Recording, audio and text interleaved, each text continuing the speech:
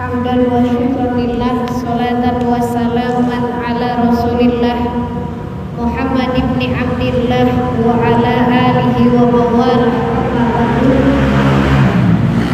Yang sama-sama kita muliakan pengurus Majelis Taklim Al-Musyarrafah, para asatidzah dan semua ibu-ibu yang hadir Majelis Taklim Al-Musyarrafah.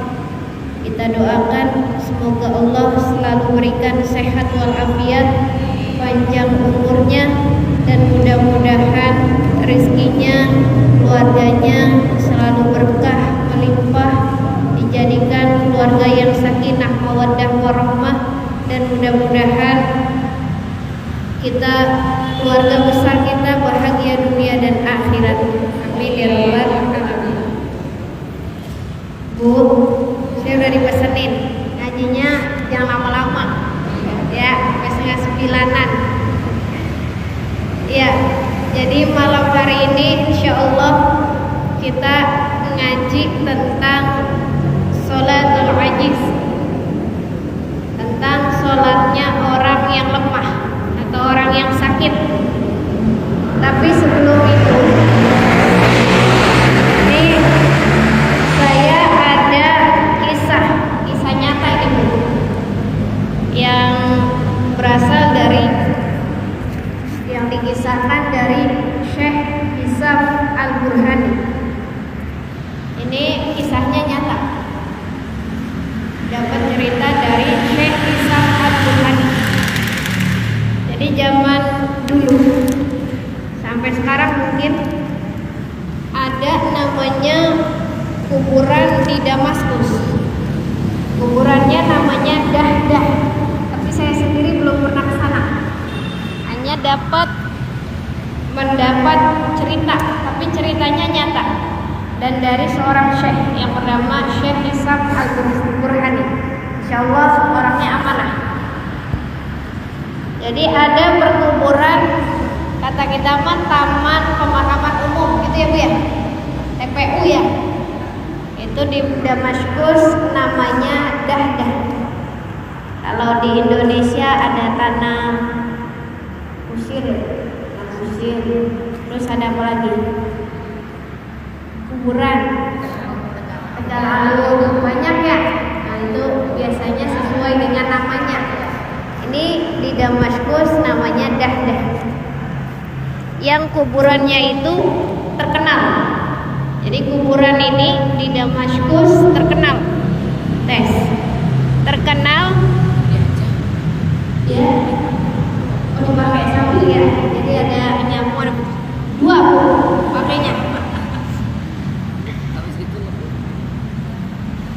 Pakainya dua sekaligus. Jadi di Damaskus, Ibu nggak usah lihat linknya ya. Dengerin aja gitu. Kalau saya aneh kayak robot gitu kan, gak usah diliatin. Ada kuburan namanya Dahdah. Dikisahkan oleh Syekh Hisam bahwa kuburan ini terkenal. Karena apa? Karena di kuburan ini banyak dikubur para aulia, kasih Allah, para ulama yang terkenal di Damaskus. Ada lagi para syuhada, bahkan para pejuang. Kalau kita tuh di Indonesia kuburan yang paling terkenal kuburan pahlawan di mana? Ada kuburan pahlawan Kalibata gitu. Nah di Damaskus namanya Dahdah. Nah ini ada seorang lelaki penggali kubur. Lelaki penggali kubur ini suatu ketika didatangi oleh seorang perempuan. Seorang perempuan minta digalikan kubur. Lalu penggali kuburnya galiin tuh kuburnya untuk yang minta si perempuan ini. Ketika sudah digalikan, selang kurang lebih 1 jam datanglah jenazahnya, orang yang meninggalnya, bawaan si perempuan ini. Datang, penggali kuburnya turun ke bawah, diangkatlah jenazah itu, lalu dikasih ke bawah. Kalau kita mah dipindahin ke liang lahat kuburannya. Tiba-tiba ketika jenazahnya itu ditaruh ke bawah, kuburannya terbuka. Itu si penggali kubur kaget. Kuburannya tiba-tiba terbuka dan menjadi taman daripada taman surga yang indah sekali. Kaget, dia kaget. Dia seumur-umur gak pernah gali kubur lalu masukin jenazah, kuburannya berubah menjadi taman daripada taman surga. Kaget ya Bu ya? Kaget. Coba kalau ibu, jangankan belum ada surganya, baru diturunin jenazahnya dia udah takut. Kalau ini jenazah diturunin, ternyata kuburannya yang tadinya sempit berubah menjadi taman daripada taman surga. Akhirnya pingsan tuh penggali kubur, di liang lahat pingsan. Ketika jenazah itu diturunkan ke liang lahat, karena kuburan itu seketika menjadi taman daripada taman surga. Pingsan. Airnya diangkut, dicipratin air tuh. Ini sama warga yang nganterin jenazah tadi sudah ditutup kuburannya. Karena tadi yang menggali kuburnya pingsan, diangkat lalu dicipratin air. Kata kita mau dibangun, disadarin. Kenapa gitu bisa pingsan gitu kan? Tapi dia diceritakan kenapa dia bisa pingsan. Ternyata gak ada yang percaya. Kalau dia itu ketika jenazah diturunin, tiba-tiba dia cerita kenapa dia bisa pingsan. Ketika jenazah dikuburkan, diturunin, ketika aku turunkan ke liang lahat ini, tiba-tiba seketika liang lahat ini berubah menjadi taman daripada taman surga. Dan tiba-tiba ada seseorang, dua orang yang datang membawa mayat itu pergi. Dikatakan katanya dua orang itu berkuda. Entah.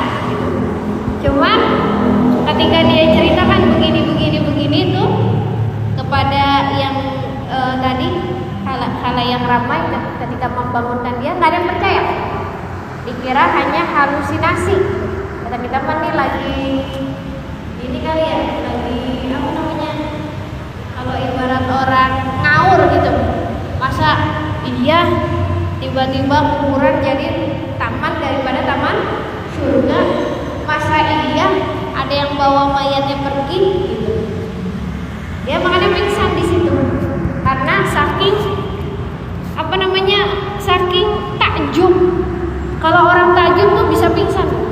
Saking terheran-heran kok bisa begini.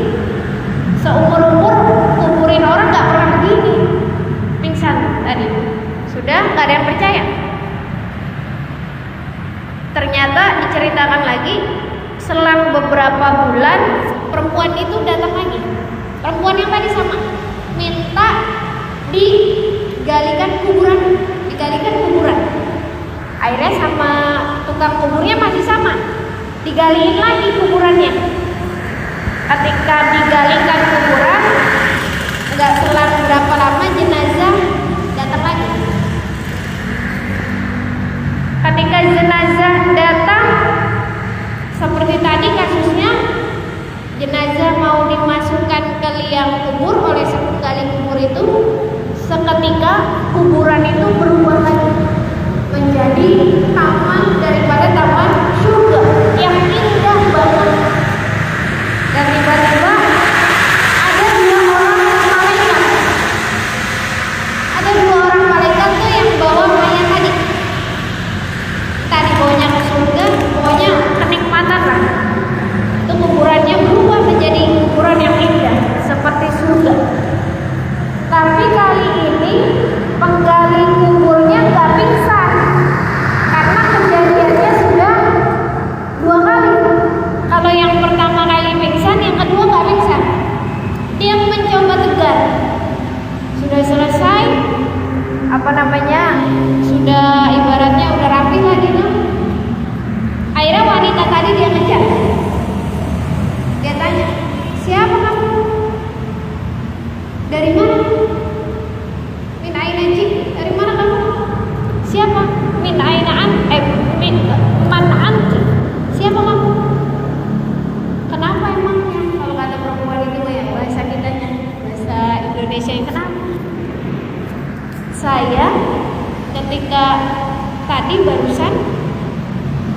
nguburin mayat jenazah ketika mau ditaruh ke liang lahat, sama tuh diceritakan begitu tiba-tiba liang lahatnya berubah menjadi taman daripada taman surga.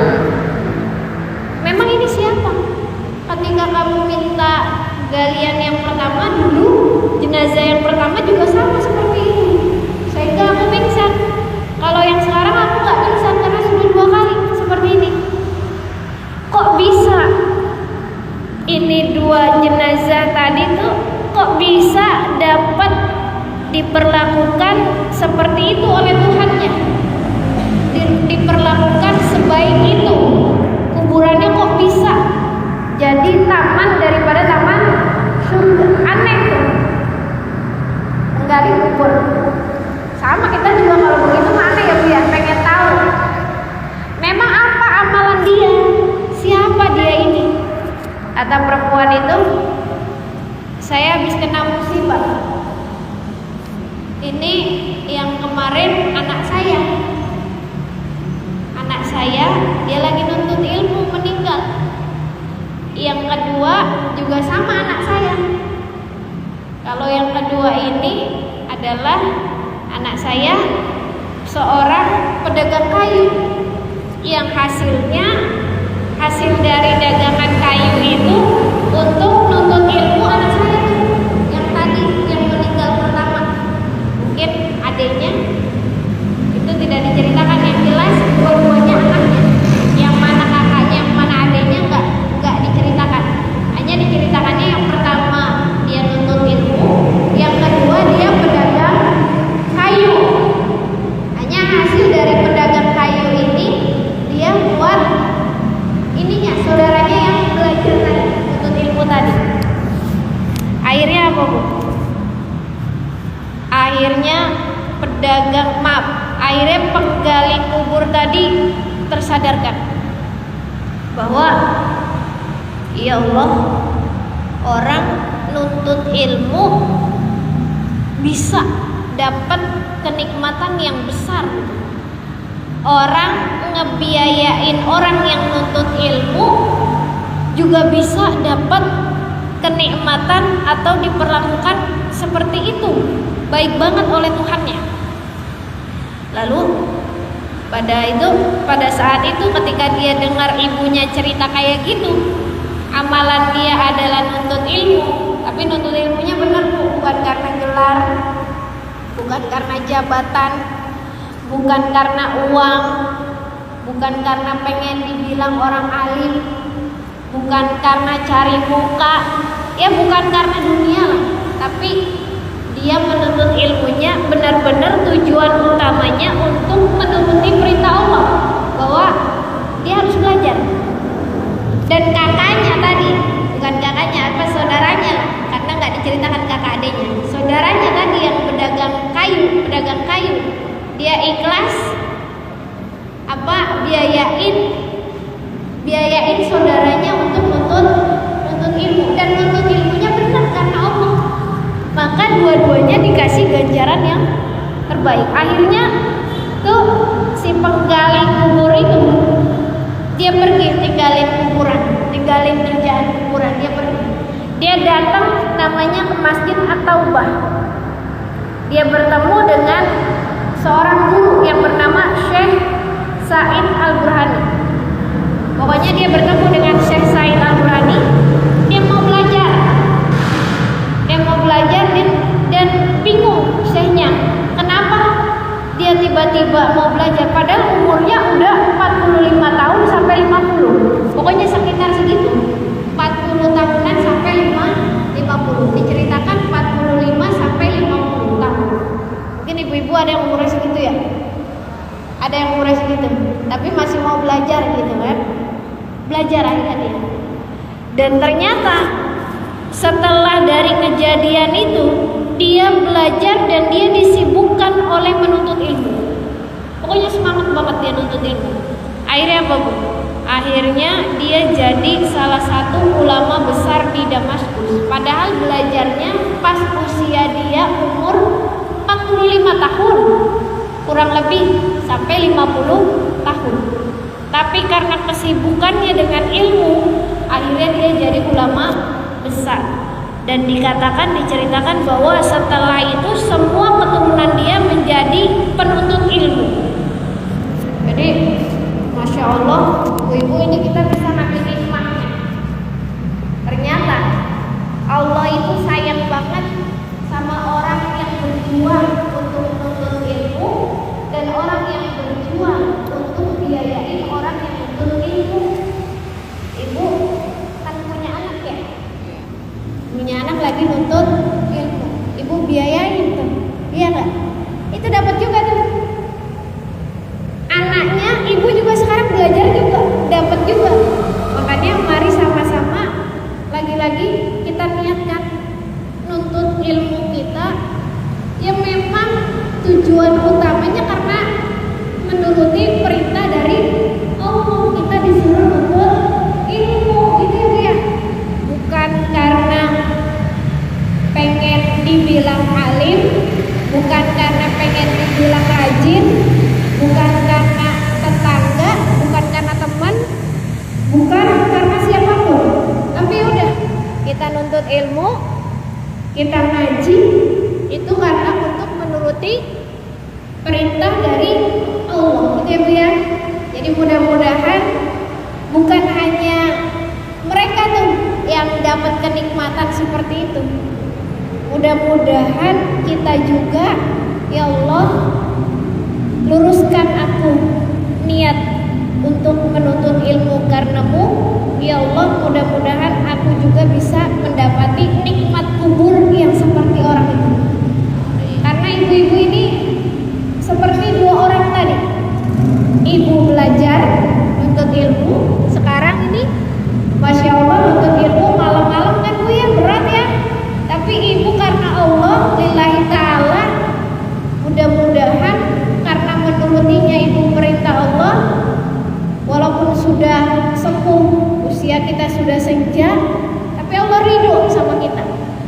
Dan yang kedua, ibu punya anak, mungkin ibu berat dalam membiayai dia sekolah, dia nuntut ilmu, tapi mudah-mudahan berkah dari biaya yang ibu keluarkan sekarang itu untuk nanti bekal ibu di alam kubur dan di akhirat.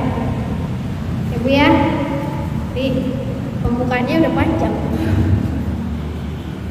Kita sedikit bacakan Fatihah sebentar Bu, karena mau ngaji kitab ila hadratin Nabi Mustafa Muhammadin sallallahu alaihi wasallam wa alihi washabihi wa azwajihi wa dzurriyyati wa ahli baiti wal anbiya'i wal mursalin wal awliya'i wa syuhada'i was shalihin wal ulama'i wal musannifin wa jami'il malaikatil muqarrabin khususan asy-syaikh Said Abi Bakar. Al-Fatihah. A'udzubillahi minasyaitonir rajim. Bismillahirrahmanirrahim. Alhamdulillahirabbil alamin arrahmanir rahim maliki yaumiddin. Iyyaka na'budu wa iyyaka nasta'in. Ihdinas siratal mustaqim. Siratal ladzina an'amta 'alaihim ghairil maghdubi 'alaihim waladdallin. Ighfir lana wa liwalidayya amin. Jadi pembahasannya nggak banyak, hanya ini tentang sholatul ajiz, sholatnya orang yang lemah. Ini saya bawa kitab dua Bu. Ini yang pertama I'anatul Thalibin ketika saya ngaji di pondok, syarah dari Fathul Mu'in, dan ada kitab yang ringan tapi ini rujukannya dari kitab Mu'tabarah, dari kitab yang bagus. Ini buku panduan praktek ubudiyah. Ibu bisa beli di Shopee, itu harganya murah, cuman berapa sih, kayaknya 15 ribuan deh. Ini dari Madrasah Hidayatul Muqtadiin Lirboyo. Ini anak-anak santri kami ngajinya ini, karena kalau dalam kitab I'ananya kegedean. Jadi kalau yang masih pemula ngaji ini. Ini enaknya apa? Bahasa Indonesia, tapi rujukannya sama.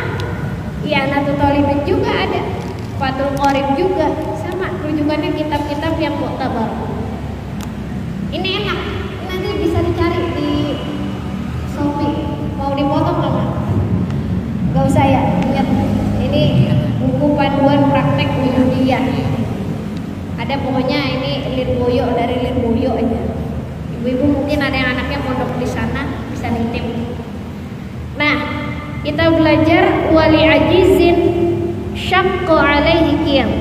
Bagi orang yang lemah, yang dia syaqqa, sulit untuk berdiri. Jadi kita sudah pernah bahas salah satu rukun sholat adalah berdiri bagi yang mampu, khususnya sholat fardu. Tapi kalau sholat sunnah tidak harus berdiri. Itu yang perlu ibu garis bawahi. Jadi rukun sholat salah satunya adalah berdiri bagi yang mampu, itu untuk sholat fardu, bukan untuk sholat sunnah. Seandainya ibu mampu berdiri tapi sholatnya sholat sunnah, boleh nggak duduk? Boleh. Tapi sayangnya masyarakat kita di sini nggak terbiasa sholat duduk. Biasanya sholat duduk tuh orang yang sakit gitu ya, atau orang yang udah sepuh, yang kakinya dengkulnya sakit dan sebagainya. Padahal kalau sholat sunnah boleh duduk. Ibu misalnya tahajud capek nih, ibu duduk boleh, karena capek doang. Itu kalau sholat sunnah. Tapi kalau sholat wajib enggak. Selama ibu bisa berdiri maka harus wajib berdiri. Itu sholat fardu. Fardu itu sholatnya ada 5 waktu: subuh, zuhur, asar, maghrib, isya. Kalau selama ibu kakinya masih kuat untuk berdiri, tidak ada masyaqqah, kesulitan, maka wajib berdiri. Nah, kalau nggak mampu berdiri, misalnya karena ia mengalami kesulitan, berat, ada masyaqqah. Misalnya masyaqqahnya tadi kakinya dia bisa berdiri, nenek-nenek kan bisa berdiri, tapi lututnya sakit. Ketika sujud bangun untuk rakaat kedua tuh sakit, ya kan? Ya, nenek-nenek kan banyak kayak gitu ya. Maka itu juga boleh untuk sholat fardunya duduk. Duduk itu nanti boleh ibu duduk di lantai, atau duduk di bangku, atau duduk pakai hambalan, bebas. Karena sholat duduk itu tidak ada syariat, tidak ada syarat, tidak ada syarat apapun duduknya seperti apa. Hanya nanti ada sunnahnya, duduknya kayak gimana nih sunnahnya. Tapi tidak ada kewajiban duduk yang seperti apa. Jadi ibu mau duduknya sambil pakai bangku boleh, mau duduknya di kasur boleh, mau duduknya sila boleh, mau duduknya selonjoran juga boleh, mau duduknya nyender boleh, mau nggak nyender juga boleh, bebas duduknya. Mau duduknya miring boleh. Itu kalau sholat duduk. Nanti saya contohkan. Jadi selama tidak ada kesulitan, tadi kesulitan bangun karena kakinya sakit, nah maka ibu wajib berdiri. Tapi kalau yang tadi kasusnya bisa berdiri, bisa jalan, tapi dia punya masyaqqah. Ketika sujud, habis bangun dari sujud susah banget tuh, harus ada pegangannya tuh. Kalau nggak ada pegangan, Allahu Akbar, tuh lutut kayak mau copot.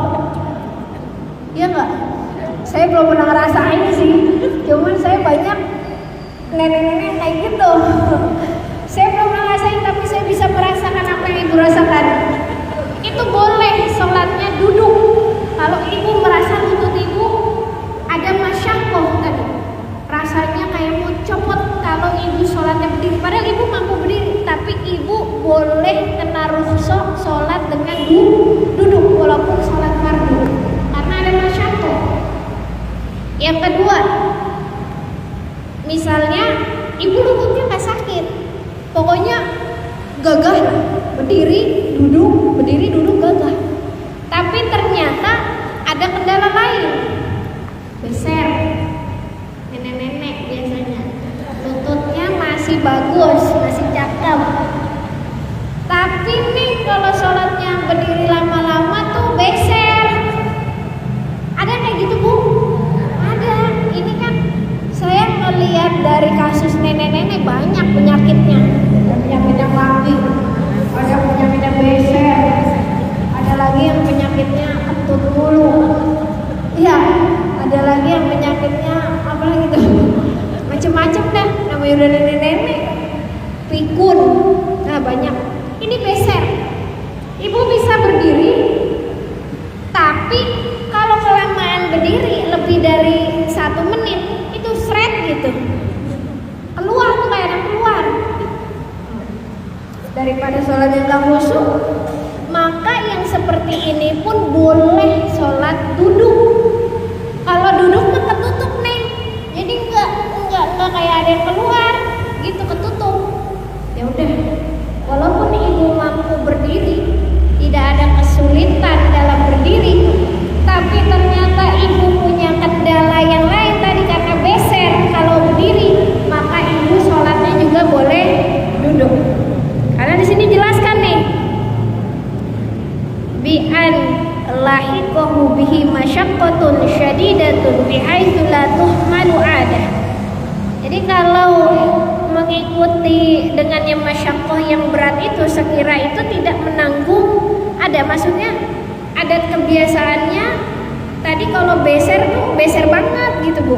Kalau masih bisa ketahan sih berdiri, tapi kalau nggak bisa ketahan kalau berdiri maka boleh duduk. Itu yang tahu ibu. Saya nggak tahu ibu beser kayak gimana.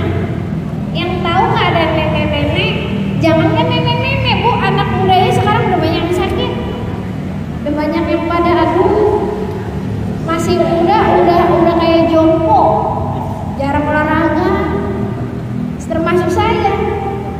Termasuk saya sama masih muda tapi badan pegel-pegel karena kurang gerak, duduk mulu, megang HP mulu. Kalau orang tua dulu mah banyak bertani, berkebun, wah kerjaannya berat banyak, ternyata itu bikin sehat, otot kita jadi kuat. Kita duduk mulu jadi lama-lama jompo Bu, jompo sebelum jompo. Ini ngajar duduk mulu jompo, saya makin jompo jadinya. Soalnya saya kalau ngajar anak-anak tuh suka muter, karena kalau ngajar anak-anak kan berdiri. Tapi kalau saya ngajar ibu-ibu, nggak mungkin juga saya muter. Ibu bingung, si Neng ngapain tuh muter-muter gitu kan? Karena kalau ngaji ibu kan duduk, karena anak kan pakai meja. Ya, jadi sekira tidak ada masyaqqah atau tidak ada halangan, maka ibu wajib berdiri. Kalau tadi ada halangan, boleh duduk. Nah, bagaimana sholat dengan duduk? Kalau ibu nggak bisa berdiri, yang kedua urutannya adalah dengan duduk. Kalau nggak bisa dengan duduk, maka urutan ketiga adalah tidur miring. Kalau nggak bisa dengan duduk, yang ketiga urutannya adalah tidur miring. Nanti saya praktekin. Yang keempat baru tidur terlentang. Yang kelima nggak bisa tidur terlentang, maka boleh dengan isyarah mata. Kalau nggak bisa dengan isyarah mata, misalnya ada yang koma tapi masih sadar otaknya. Kan ada koma yang dia nggak sadar. Kalau nggak sadar mah nggak wajib sholat. Tapi yang sadar, otaknya, akalnya masih berfungsi, maka dia masih tetap wajib sholat walaupun dengan hatinya. Matanya tertutup, tapi ketika ibunya ngomong, istrinya ngomong, suaminya ngomong tuh matanya berlinang air mata. Berarti kan dia sadar. Otaknya berarti dia masih sadar komanya. Nah berarti dia masih punya kewajiban sholat Bu. Kalau orang kita ngomong, jangan dengan orang koma, orang lagi sakit aja udah gak inget sholat. Kadang-kadang gitu ya, jujur aja deh. Tapi ibu udah ngaji, makanya ngaji itu kita buat perbaikan. Ngaji itu buat kita mudah-mudahan tambah dekat dengan Allah. Karena sholat itu wajib, walaupun ibu tadi sakit keras, wajib tetap. Adapun wajibnya itu beda-beda. Ada yang wajib berdiri, ada yang duduk, ada yang tiduran miring, ada yang telentang, ada yang dengan isya ada yang dengan hati. Wajibnya tergantung dengan kemampuan ibu masing-masing. Fattaqullaha mastata'tum. Maka bertakwalah kepada Allah sesuai dengan kemampuan kalian. Karena nggak bisa itu ngomenin nenek-nenek satu dengan nenek-nenek yang lain, nggak bisa. Mastata'tum, sesuai dengan kemampuan neneknya itu, sesuai kemampuan. Nggak usah kita komen-komenan. Yang tahu kemampuan kita, kapasitas kita adalah diri kita. Nek, kok baru umur 50 tahun sholatnya berdiri, saya aja 70 tahun sholatnya berdiri. Nah, nggak ngerasain kaki itu. Beda-beda, bukan masalah umur. Fattaqullaha mastata'tum. Bertakwalah kepada Allah sesuai kemampuan masing-masing. Bukan kemampuan umur, masih muda, masih tua, bukan. Tapi kemampuan kita masing-masing. Nah, sekarang kita sholat misalnya gini. Ini juga sama nih Bu. Kalau dia mampu melaksanakan semua rukun sholat dalam keadaan berdiri tanpa jamaah, ya. Jadi ada orang mampu sholat dengan berdiri, tapi nggak bisa kalau dia jamaah. Sementara jika berjamaah ada sebagian rukun sholat yang harus dilakukan dengan duduk, atau dia nggak khusyuk, maka atau misalnya nggak khusyuk ya, atau misalnya tadi kayak ketika berdiri sholatnya dia beser kencing mulu, maka menurut Imam Haromain lebih kuat, lebih ausuh adalah sholatnya dilakukan dengan duduk kalau yang beser tadi berdiri. Tapi kalau yang jamaah, seseorang dia mampu melaksanakan semua rukun sholat dalam keadaan berdiri tanpa jamaah. Sementara jika berjamaah ada sebagian rukun sholat yang harus dilakukan dengan duduk, maka gimana nih? Lebih baik ibu sholat berjamaah atau sendiri tapi berdiri? Berjamaah tapi duduk atau sendiri tapi berdiri? Berarti yang dinilai adalah yang wajib dulu. Yang wajib tuh jamaah apa berdiri? Yang wajib Bu. Yang wajibnya itu berdiri apa jamaah? Berdiri. Maka lebih baik adalah sholat sendiri tanpa berjamaah. Misalnya gini, nenek-nenek berjamaah, imamnya anak masih muda, ustazahnya masih muda gitu, jadi imam. Ini nenek-neneknya udah sepuh, kakinya udah kegelinu dan sebagainya, asam urat. Pokoknya nenek-nenek bangunnya aja butuh berapa menit gitu kan. Imamnya seger banget, Allahu Akbar. Ini imam udah apa namanya, mau Allahu Akbar kan, itu si nenek masih. Sehingga ketika imam udah sampai Allahu Akbar, nenek-nenek itu masih begini, udah bangun gitu. Enggak ada jadinya kemaninannya. Atau misalnya jadi saking gak kuat nih ngikutin imam yang masih muda, kewalahan, udah duduk aja lah, sebagian rukunnya duduk, gak kuat ngikutin imam itu. Itu lebih baik ibu sholat sendiri tapi berdiri dibanding ibu sholat jamaah tapi gak kuat tadi. Karena yang wajibnya dulu berdiri, baru jamaah. Kalau bisa berdiri dan bisa mampu jamaah, ya dua-duanya bagus gitu. Ini maksudnya kalau dibandingin. Nah, maka yang wajib dulu. Bagaimana sholat duduk? Kita praktekkan sebentar. Masih ada waktu 6 menit lagi. Saya ngebut. Kalau sholat dengan duduk, boleh dilakukan berbagai posisi duduk. Tadi yang saya terangkan. Namun dilakukan dengan cara duduk iftirash, seperti duduk tahiyat awal, itu lebih baik. Jadi di sini dikatakan wal afdalu lil qaidi al iftirashu summa at-tarabbu summa at-tawarruk. Jadi yang paling pertama nih, yang paling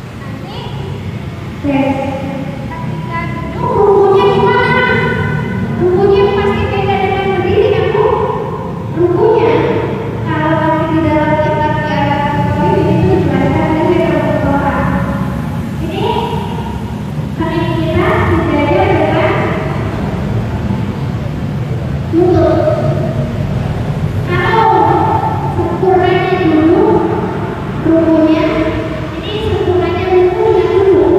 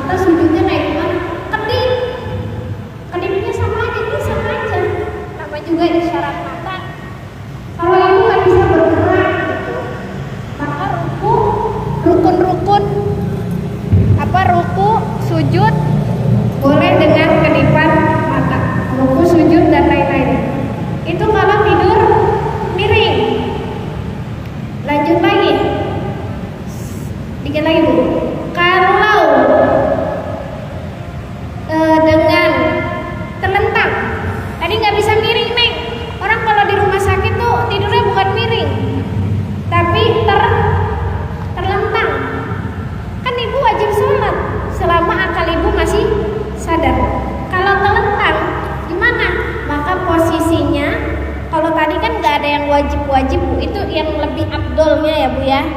Kalau sekarang kalau ibu telentang, ibu wajib kepalanya diangkat, ditopang dengan bantal, minimal 1 bantal, minimal keangkat dikit. Itu kalau tidur telentang. Perlu saya praktekkan ya Bu? Nggak usah lah. Ibu telentang, artinya nggak boleh sejajar dengan ini nih, ini. Tapi harus pakai ambalan, bantal atau apa kayak selimut, guling, apalagi tuh yang bisa nopang ini Bu, kepala. Agar apa? Agar kepala atau sebagian dada sedikit itu menghadap ke arah kiblat.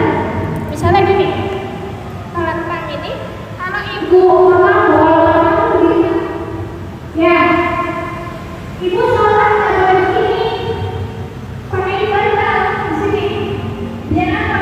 Nih, bukan kepala sama dada ada ke kiblat. Nih, tapi kasurnya panjangnya nggak ada kiblat. Gimana? Kasurnya harus bolong. Ibu mau telentang.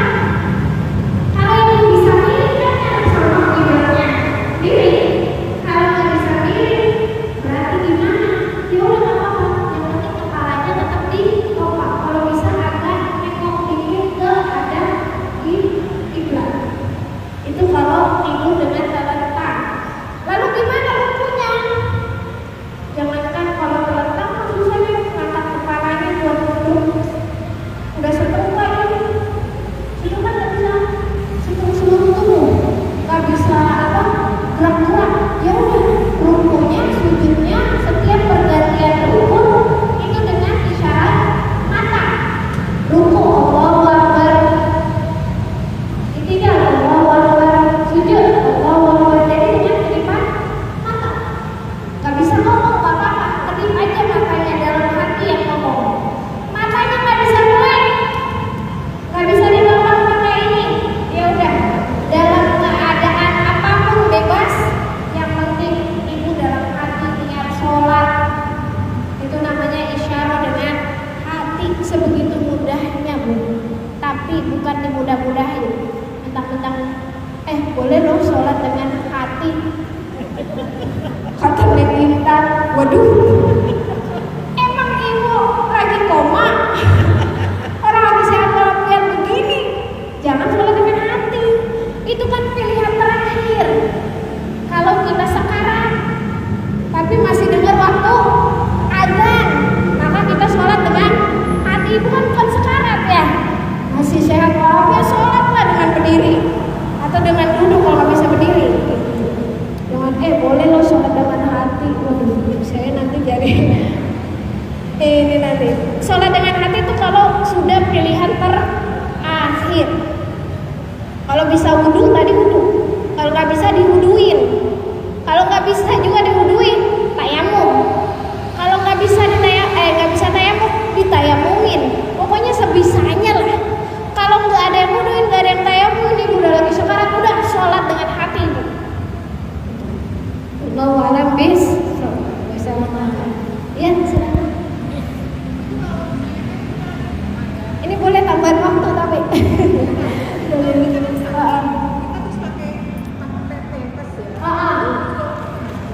Nah, ibu sakit pakai pempes kan membawa najis.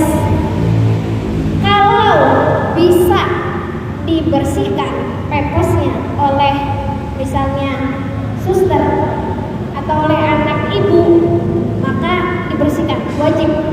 Kalau bisa, seandainya nggak ada orang, anaknya males lagi, iya nggak, ngelunjak lagi, nggak tahu nggak mau sholat gitu, ya udah, Allah Maha tahu Bu, nggak usah dipikirin itu, pasti diterima sholat ibu.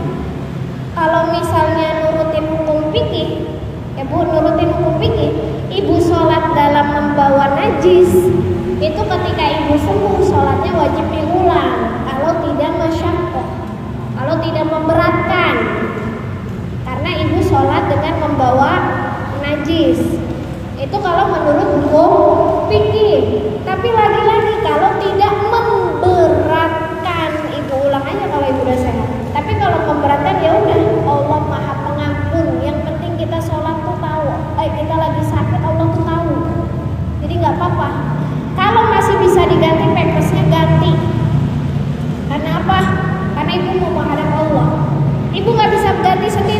gantiin.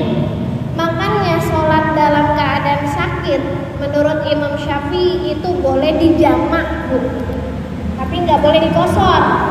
Itu kalau ibu pinter gampang jadinya hukum tuh, nggak disusah-susahin. Yang susah itu kalau kita nggak mau belajar. Kalau ibu sakit, sholat boleh dijamak tapi nggak boleh dikosor, karena jamak kosor itu rukhsah untuk orang yang musafir, orang yang berpergian sudah mencapai jarak musafirnya tuh kurang lebih 90 km lah. Tapi kalau ibu sakit berat kayak tadi, hanya boleh dijamak. Dijamak itu apa? Subuh, sholat subuh. Subuh mah nggak boleh dijamak kan subuh. Yang boleh dijamak tuh zuhur dengan asar, dengan maghrib, dengan isya. Misalnya gini, ibu sholat zuhurnya mau mepet ke asar atau sambil ganti pempesnya di situ tuh. Apa? Misalnya di siang hari lah ganti pempesnya di situ, anak habis gantinya di situ. Ya udah berarti sholatnya di situ aja. Karena khawatir nanti di waktu asar nggak dapat waktu asar, nggak ada yang ganti pempes. Begitu ibu udah sakit berat banget, mau ke kamar mandi nggak bisa, mau ngapa-ngapain nggak bisa. Ya udah habis sholat zuhur bangun lagi untuk sholat asar. Kalau ibu bangunnya artinya sebisanya, mau tiduran apa mau duduk atau gimana bisanya. Ini kalau yang sakitnya berat banget ya Bu ya. Kalau yang berat banget, nanti maghribnya boleh ditarik ke isya atau tidur. Jadi ganti pempesnya nggak banyak, karena kan pempes mahal. Tapi kalau bisa dibuka. Pokoknya jangan dimudah-mudahin, selagi bisa ganti. Jangan juga dipersulit. Kalau nggak ada orang ya udah sholat sebisanya. Intinya saya bukan memudah-mudahkan Bu, tapi ibu yang tahu kondisi ibu. Kalau memang itu mudah, gantilah. Jangan pakai lagi sakit ini. Enggak, ganti. Kalau itu mudah, tidak menimbulkan masyakoh. Kalau itu masyakoh berat banget, gak ada anak, gak ada cucu, gak ada perawat, gak ada, ya udah sholat aja sebisanya. Ya Pak ya. Insya Allah Allah Maha tahu. Allah kan lihat hati kita, keadaan kita. Ya Allah lagi sakit masih mau ingat Allah. Karena saya udah lebih banget, lebih waktu. Mohon